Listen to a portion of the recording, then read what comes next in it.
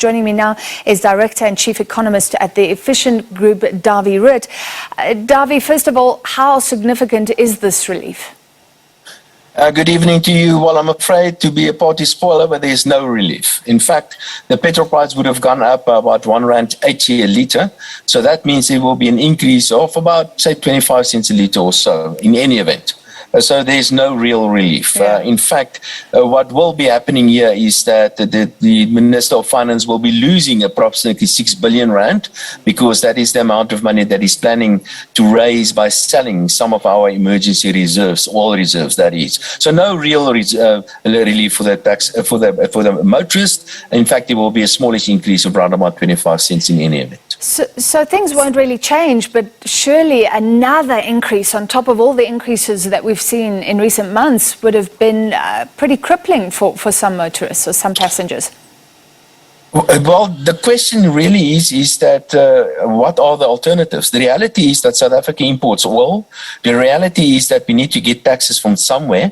And the reality is that the fuel levy is the fourth or fifth most important revenue source to the Minister of Finance.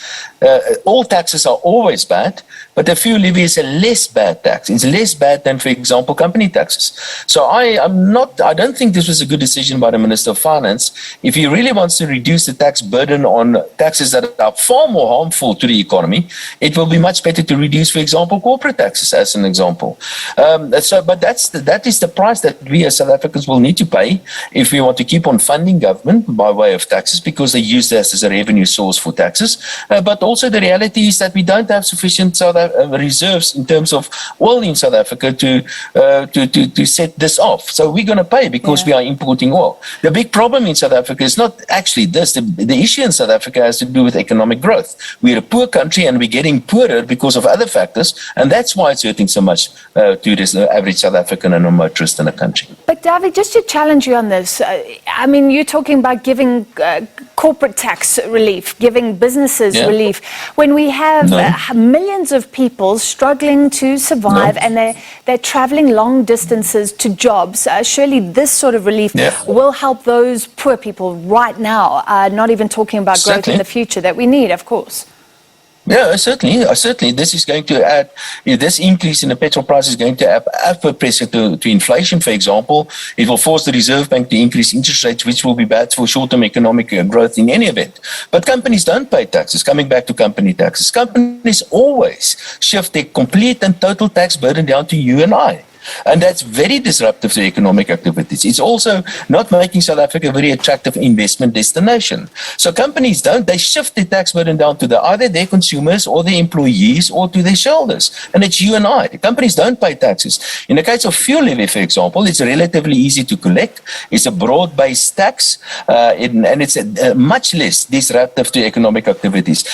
Of course, you're absolutely right. If we increase the fuel levy, then motorists will be paying the price for that. Inflation will certainly be going up, but the same goes for any other kind of tax. And like I've mentioned, it is an easier and a cheaper tax to collect, a much easier tax than, for example, corporate taxes to collect. And corporate taxes, like I've explained, do far more damage to the economy than, for example, the fuel levy. The reality is we need to pay taxes somewhere, and somebody will always complain. And there are less bad than taxes, and some of those, and all taxes are always bad, and some of the least bad taxes are things like, for example, the fuel levy and value-added tax and the like. In terms of this relief, government is saying that nobody will lose because we have strategic oil reserves. I was interested in this because of that scandal years ago when we sold off our strategic oil reserves. But seemingly we do have enough to offset this 6 billion rand or so.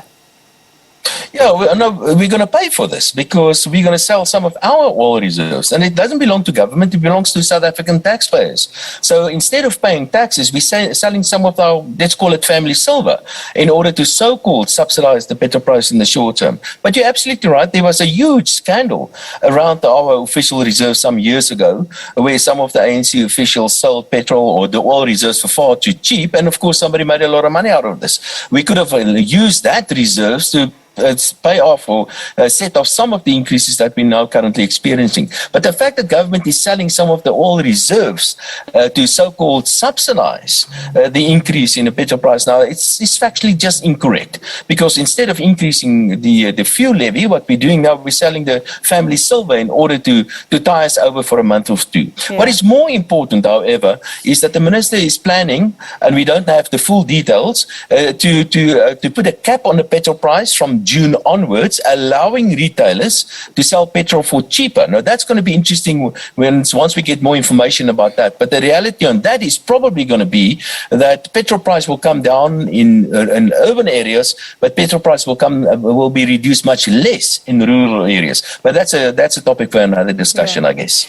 That is a pity. I was actually going to ask you very quickly, there's talk of a cap on 93 unleaded. Yes. Won't that be hard for the retailers then to absorb? They are squished in terms of margins.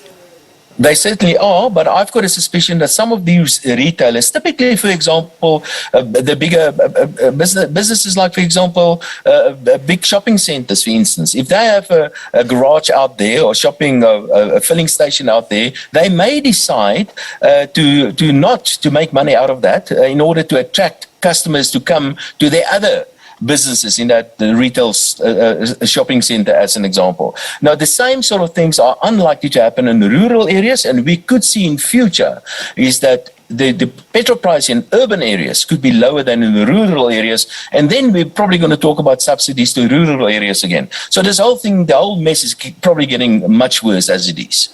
All right, thank you very much. So not agreeing that this was a good move on government's part. That was Dawie Roodt, founder, director and chief economist of the Efficient Group.